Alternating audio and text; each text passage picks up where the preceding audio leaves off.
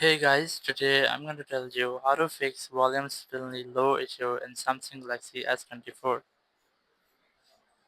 If you're using Galaxy S24 and you're facing the issue that your phone's volume has been suddenly low, so let's see some possible fixes for this. The very first thing you can try to scroll down in Control Center and you have to make sure that your Bluetooth is disabled because sometimes it might be if your phone's Bluetooth is enabled, it might connect with a different Bluetooth device like any earbuds or any Bluetooth speaker output. So you can disable that from here.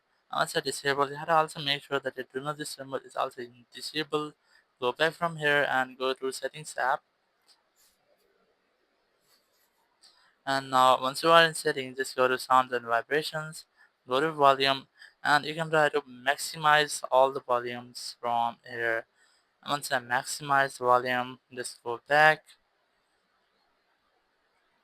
Here you have to also make sure that your volume has not a limit. Just click on these three dots, click on media volume limit, and make sure that your volume have not any limit or you have disabled this from here. And just go back from here and go to adapt sound. Like you can go to search here and just search for adapt, and you might get here adapt sound. Click on it. You have to make sure that it's also disabled. Once you have done, you can disable this one also, like loudness normalization, disable this, and in equalizer, how to select balanced from here. Once you have done, issue might have been fixed.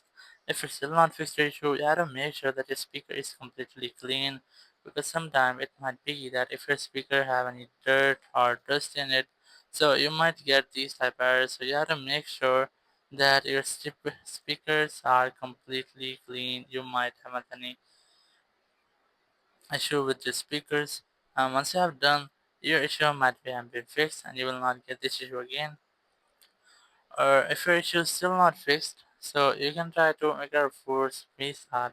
But before you do that, I recommend you go to settings here, go to software update section and make sure that your software is up to date. Then just go back, scroll down, click on this power icon here and just click on restart, and then click on this restart button again. It will completely restart your phone, and once your phone has been restarted, your issue will be fixed and you will not get this issue again. Thank you very much for watching the video. Until next video, bye bye.